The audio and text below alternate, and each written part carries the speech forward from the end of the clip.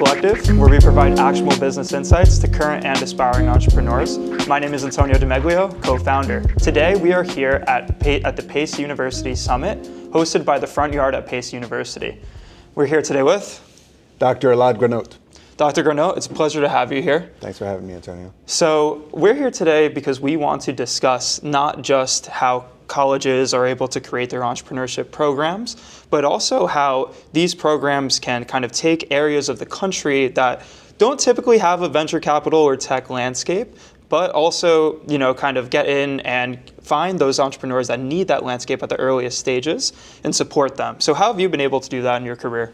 Yeah, I should start off by saying my career is not in higher education. It's actually in venture capital. I've only been in higher education for the last 15 years, and actually that's the intersection that really, to me, was what was interesting about going into higher education in the first place, because I saw a significant gap between what the marketplace needs in terms of talent coming out of business schools primarily, in terms of entrepreneurship and skills to develop ventures. Entrepreneurship is the engine of any economy. Right. And so what should a business school do if not develop entrepreneurs? And how do you develop entrepreneurs? Well, that's some of the question. And so, maybe on the coast, like here in New York and on the West Coast, it is a little bit more organic, something to be expected. But I think anywhere in between the coasts, there's a lot of opportunity to grow, and I think there's a lot of desire to grow. And so one of the things that I've been passionate about over the last 20 years in the Midwest, and Cleveland particularly, is finding that that connection, that intersection of where are the growth areas, where are the opportunities, and how do you feed and grow these opportunities with entrepreneurship through training entrepreneurs to both be successful, but also to understand business concepts, and also training venture capital talent, because that's not something that's customary outside of the main business hubs in the country.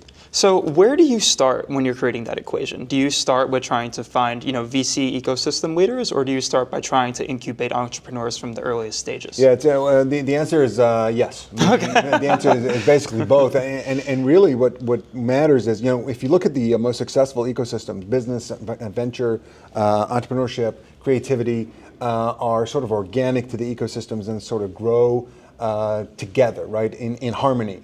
There's no really some sort of starting point saying we're going to grow an ecosystem now, right? Usually what happens is you have a critical mass of talent, critical mass of money, and you push them together and you get this ecosystem. And so when one is lacking, and it's usually capital, you need to look at skills and what you do have. So when you look at places like Cleveland, if you think about where is the opportunity, obviously it's a mecca of healthcare, right? The Cleveland Clinic is considered one of the top three university health systems in the world. We also have others. The manufacturing has always been the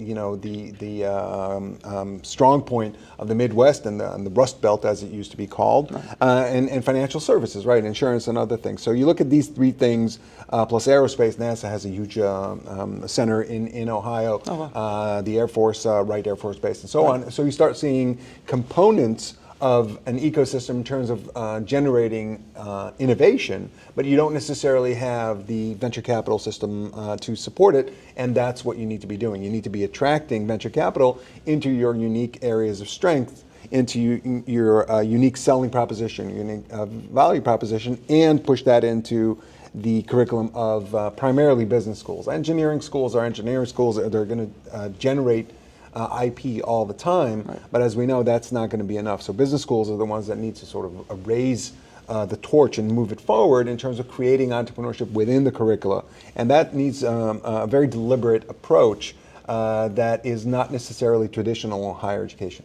And so when you think about the entrepreneurial curriculum, are you someone that would advocate for it to be at the early stages of an undergraduate, or would you prefer for MBA programs to be focused on entrepreneurship? Yeah, I think the sooner the better. I would really advocate it, and I'm not joking, starting in grade school. Wow. And the idea is, if you think about what drives entrepreneurship, what drives innovation, it really is creativity. And creativity is something that our culture tends to suppress the older we get, which is a tragedy. And so we need to sort of reverse that. But where do you find the most diverse thinking, the most creative inhibition-free thinking among human beings in young human beings. And so the more we engender this type of approach, the better. But specifically, when you look at higher education institutions, obviously I would say go as early as possible, have entrepreneurship programs starting at the freshman level.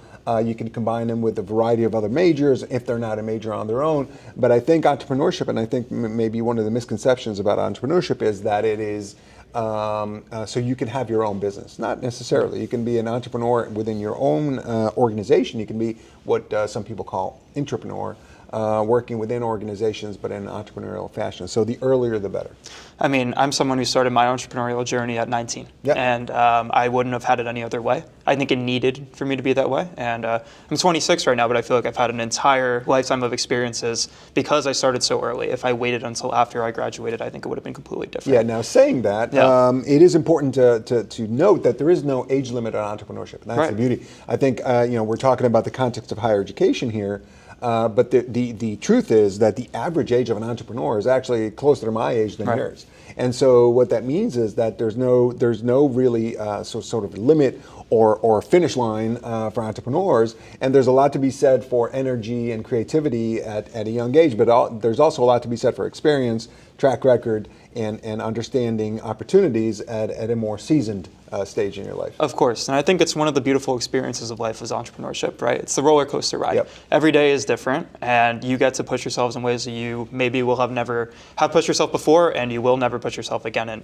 I think getting that experience at any age is definitely wonderful. It's a lot of fun. So I told you I started in venture capital. I just started a new venture. So I'm a founder yet again. Tell us about it. Raising capital. We've decided that, so people of my generation, we have a lot of home movies of when our kids, who are your age, were little. And we were thinking, well, one day we'd love to share it with others. And what we found was, I don't know about you or your folks or your grandparents, people have no idea where the home movies are.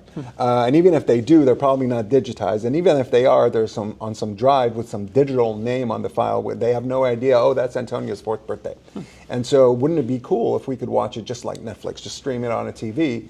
We were sure that there'd be dozens of apps and we would just have to select one. There weren't any, so we made one.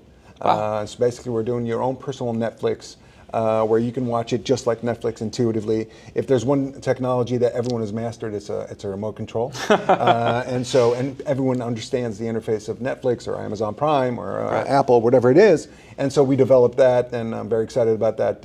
We already have a proof of concept, and we're now raising a second safe round, and it's just fun to be, I'm a serial entrepreneur.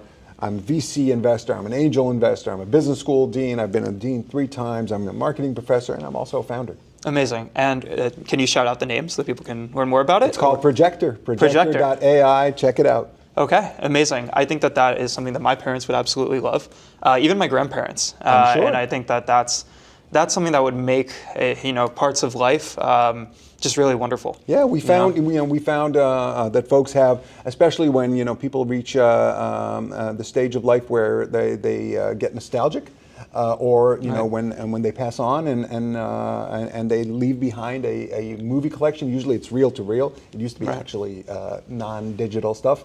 And then does that get lost, or do you somehow collect it and then be able to watch it, display it, share it, and most importantly preserve it? And that's what we've been working on. Wonderful. I will ask one more question about OhioX.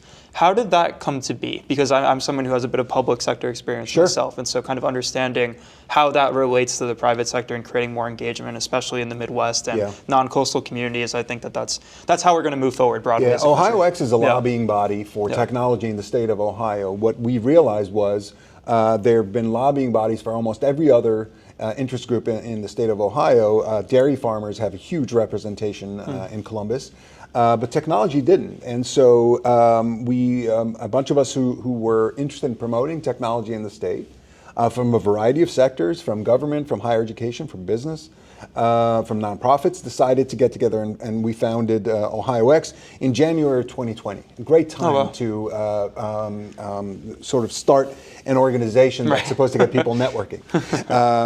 We made it through the pandemic, and we're incredibly strong now. I think one of our best achievements was getting Intel to come to Columbus and invest over $20 billion in this new facility that they're putting in. Could have been anywhere else in the state. So lobbying for technology is incredibly important. Like I said, here in New York, fintech doesn't need lobbying. It's moving, no problem. Silicon Valley, we know they don't need lobbying. But in other places, I think it's really important to lobby the government. And as we know, state government could really be a significant player in entrepreneurship. And every other player needs to be doing that. And to me, not investing in technology is a terrible mistake for any state. I'm glad to report that at Ohio, not only have we been able to do that, but the lieutenant governor of the state of Ohio is literally in charge of technology across the state. And that's something that we're starting to see the results for, Intel being obviously the highlight. Yeah, I believe the institutionalization of the tech and VC sector broadly is important, and partnerships with government are incredibly important, especially at the state level. People overlook the state level. Don't overlook the state level. Never overlook the state level or any government involvement. I think one of the things, if you look at successful ecosystems around the world, the governments in those places are investors in their ecosystems, whereas here the American approach to government is they regulate and tax us, which is earned for sure. But I think governments, especially state governments, are starting to see the importance of investing in technology rather than taxing and regulating it. Well, Dr. Granot, thank you so much for your time today. Thank you, Antonio. Where can people find you, learn more about you? I'm on LinkedIn, Higher Ed OKR, or my first name, Elad, last name, Granot. Please connect to me. Amazing. Thank you kindly for your time today. Thank you. Appreciate it.